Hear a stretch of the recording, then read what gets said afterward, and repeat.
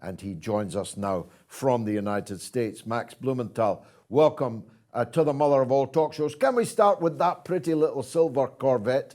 As you know, I like cars, and I especially like Corvettes. So when I saw that glistening silver Corvette, I could hardly take my eyes off it until I spotted a pile of highly classified American government secret documents sitting piled up in the garage behind it. How did that happen?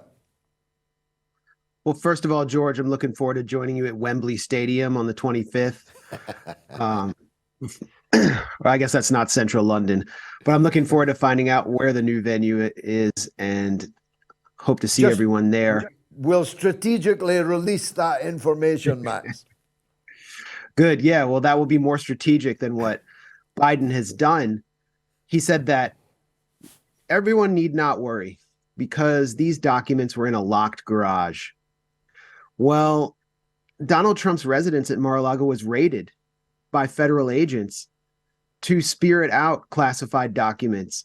And we were told that this was a major national security threat and that any of the goons who visited Mar-a-Lago could have gained access to these documents that had details about nuclear discussions with Russia. Now, the investigation into Trump concerns his obstruction with relation to these documents, that his team did not want to give access to these documents.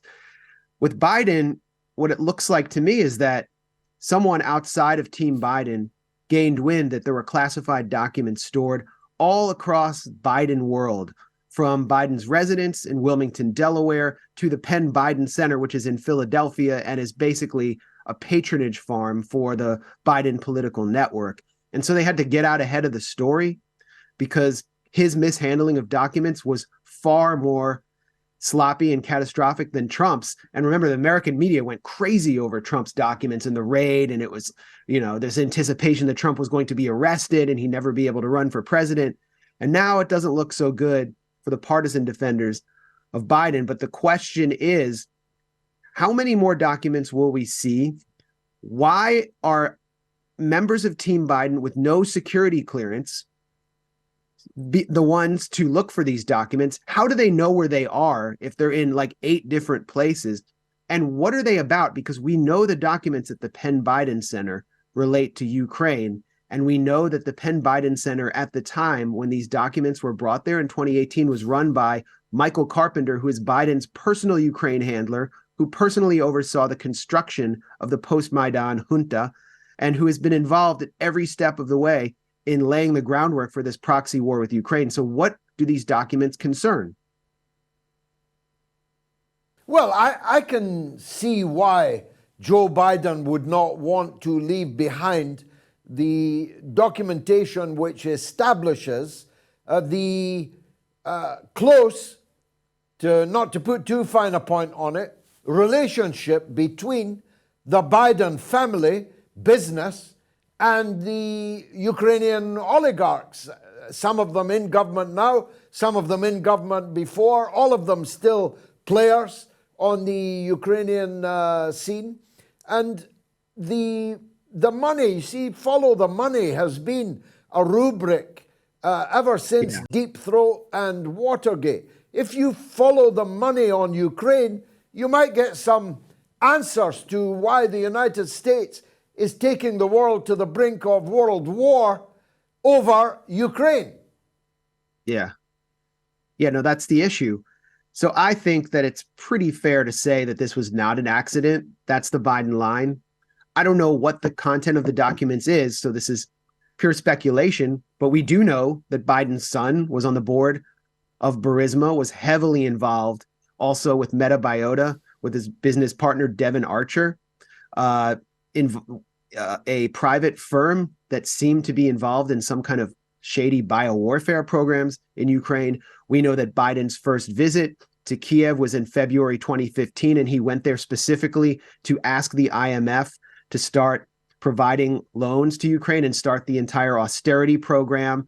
All of these loans went into the hands of oligarchs like Kolomoisky, who's Zelensky's biggest backer and the backer of the Azov battalion. We know that Joe Biden fired the special prosecutor who was looking into his son's shady dealings. And we also know that Michael Carpenter, who is the head of the Penn Biden Center, where many of these documents concerning Ukraine were found, was on stage with Joe Biden sitting right next to him at the Council on Foreign Relations when Biden boasted of firing that special prosecutor, Victor Shokin. So Biden is heavily invested in, and you could even say mobbed up with this corrupt post-Maidan regime.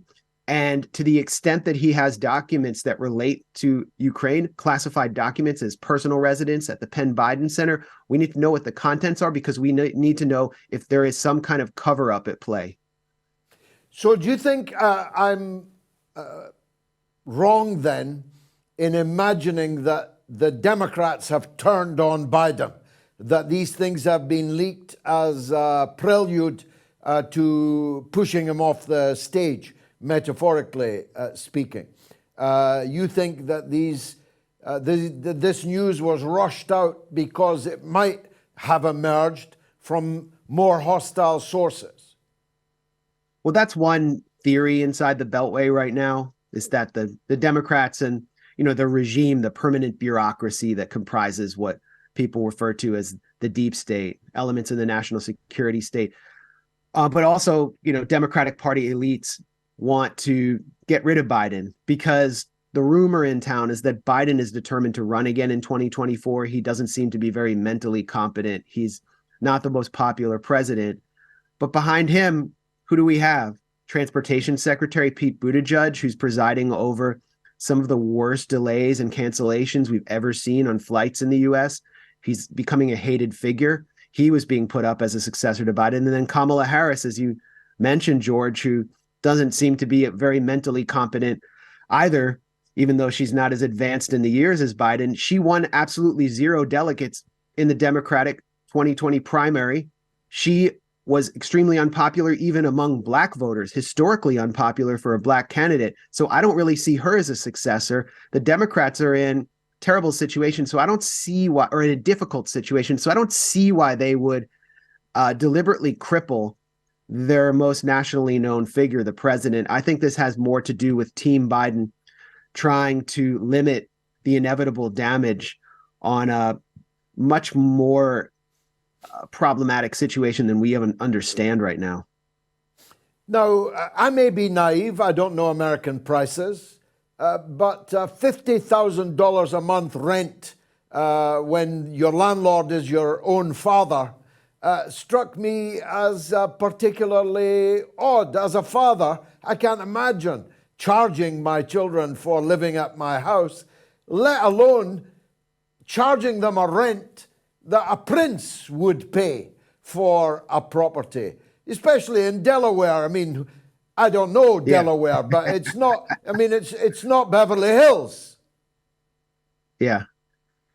Well, I mean, Joe Biden has said his son did absolutely nothing wrong, and he's flown on Air Force One. He's still part of the picture of the Biden network. The House Republicans have won enough seats to initiate an investigation on the laptop and everything else. This is going to become a major campaign issue. So I do see an impetus for pushing Biden aside. I don't know if this is it, but the relationship with Hunter Biden and the corruption, him asking for $70,000 or $80,000 while he was on a crack-fueled prostitute spree, is a pretty good. It's almost like a microcosm of the whole Ukraine proxy war, where, as Hillary Clinton has said, all of the aid that we're sending to Ukraine is an investment in ourselves. She said that last month. It's sort of a boast about corruption and money laundering, because we're raking money from the pockets of U.S. taxpayers who are hurting like never before, at the precipice of a recession, and then sending it to Ukraine. It's being washed through Ukrainian warlords and oligarchs. We don't know where it's going. Congress refuses an audit, and it's coming back to the Beltway bandits, Deloitte, Booz Allen Hamilton, the private spies, Lockheed Martin, Raytheon, and then they're pumping money into the pockets of members of Congress to continue voting for the aid. It's the most corrupt situation, very reminiscent of Afghanistan, and it all goes back to what took place when Biden became the imperial vice lord of the post-Maidan junta in 2015. Now, you conducted a wonderful conversation with Matt Taibbi, the lead writer on the Twitter files. I urge everyone to see it. But for our audience, Max, in summary, what did you make of Taibbi's take on what's been going on at Twitter? Well, yeah, thanks for pointing people to that discussion. I really benefited from it. There were things I did not know that Matt divulged.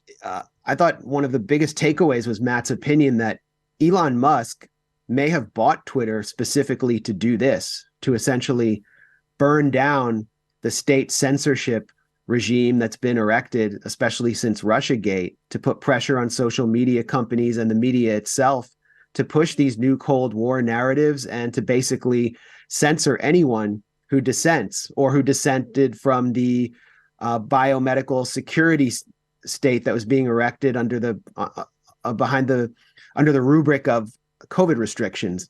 So we've learned a lot from these leaks. And what we talked with Matt about was specifically how the leaks that he's obtained have exposed how the plague of Russian bots, which we were told influenced the outcome of the 2016 election and then interfered in the process of American democracy and American society itself to pit us against each other and polarize American society, was a complete fabrication of the House and Senate intelligence committees, which were run by the Democrats and heavily influenced by the CIA. And that Twitter was placed under so much pressure through those intelligence committees and the corporate media, which was breathing down their neck. And even though Twitter knew there were no real Russian bots, the whole thing was fake, they refused to say so in public because of their fear of being hammered in the media.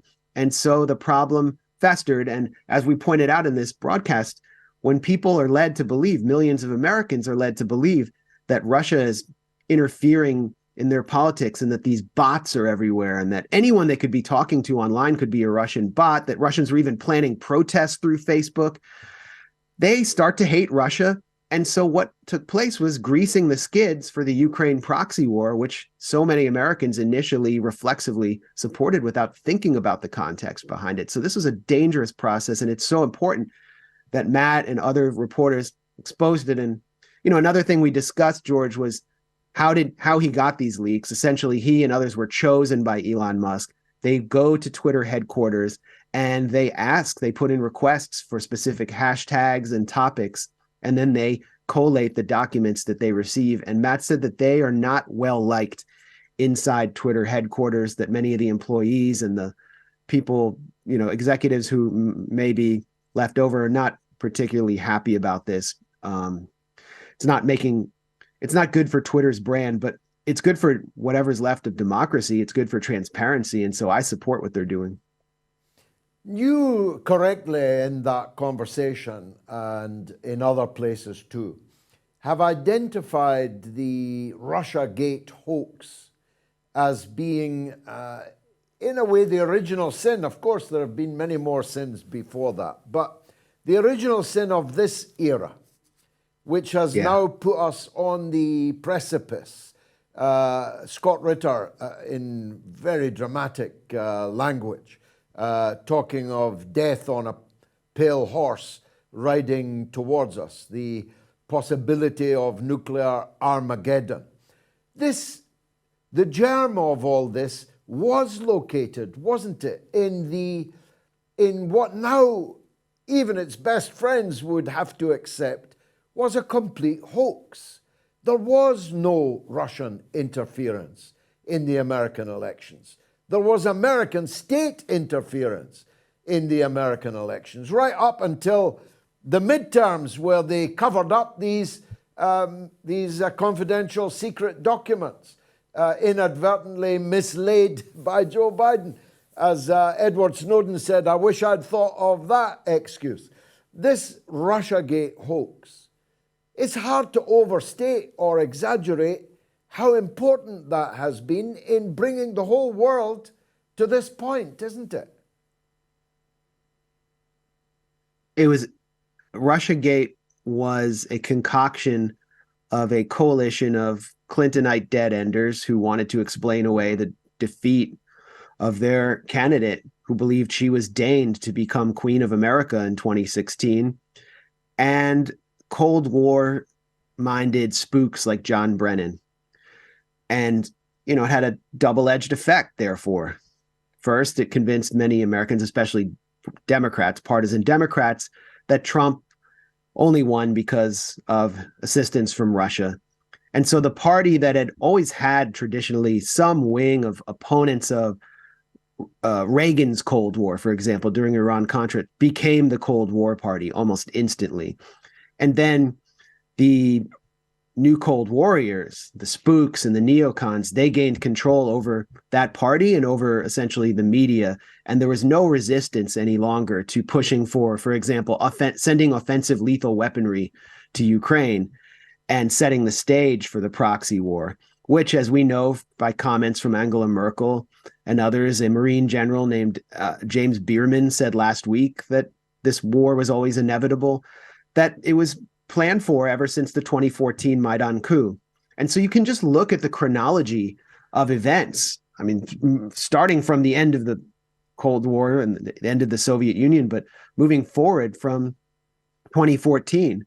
I mean, 2014 was the real fulcrum point when a nationalist, oligarchic, pro-NATO regime was installed through violence and U.S. meddling in Kiev. And everything from there that followed made something like Russiagate inevitable. And anything Trump did, much of what he did was also what Obama did, for example, refusing to send offensive lethal weaponry to Ukraine, was portrayed as something influenced by Putin. And so what Russiagate did was it criminalized diplomacy with Russia, as the late, great Stephen Cohen put it. So we're now at a point where it's unclear how any channel of communication can be restored with Russia to prevent us from going to the precipice of nuclear war. And any attempt to challenge this mad push for endless escalation with Russia and Washington, and I experience this all the time, my colleagues experience this all the time, is portrayed as you're portrayed as a Kremlin shill. I mean, we saw a representative, a member of Congress, Ted Lieu, accuse Matt Taibbi of mouthing Kremlin talking points simply for exposing these Twitter leaks. So that's how Washington is now. McCarthyism is on overdrive. Negotiations have been criminalized, and we're marching to the brink thanks to this Russiagate hoax. And that's really why I challenged it in the first place instantly when it emerged. Indeed, you did. Lastly, and I'm grateful for your time, as always, Max. Yeah, thanks for having me. Where does all this leave Trump? Is he dead political meat? Or could he make a comeback in the light of all these new developments we've been discussing? Well, no candidate in U.S. politics, national politics right now, has the constituency Trump has. Nor do they have the name recognition, the brand, or the kind of organic political network that gives them the ability to turn on the switch in swing states and compete. But you can see that Trump is being challenged internally from within the Republican Party for the first time. And it's not by a typical corporate Republican candidate who would be portrayed as a rhino, a Republican in name only, by Trump supporters. It's Ron DeSantis, the Florida governor, who stood up against the COVID restrictions, won a lot of support, especially he made him a national right-wing hero. And, he's branded himself as sort of the anti-woke governor. He's taken on critical race theory and all of this identity politics. But he has a background as a lawyer for the U.S. military who participated in the torture of detainees at Guantanamo Bay. And everything in Ron DeSantis' record, going back to his time in Congress as a member of the Freedom Caucus in the House, the kind of right-wing Freedom Caucus, shows that he doesn't differ much from someone like Mike Pompeo on foreign policy. And so I think he's a lot less threatening to the national security state than Donald Trump is. Donald Trump, who went to Korea to meet with Kim Jong-un. Donald Trump, who attempted to have a summit with Putin and negotiate several treaties on intermediate ballistic missiles, for example. Trump, who actually referred to Nicolas Maduro in Venezuela as a tough leader who's probably going to stay, referred to him as president in the middle of this coup attempt. Donald Trump did so many things that upset the national security state, and Ron DeSantis seems like a more steady, if actually more aggressive hand. And so you can even see centrist Democrats egging DeSantis on to run. And so I think we're going to see Trump challenge in a way he hasn't been before. And you can see Trump's base fracturing slightly right now. Max Blumenthal, see you on the 25th of February. Looking forward to your speech. Thanks for joining us tonight.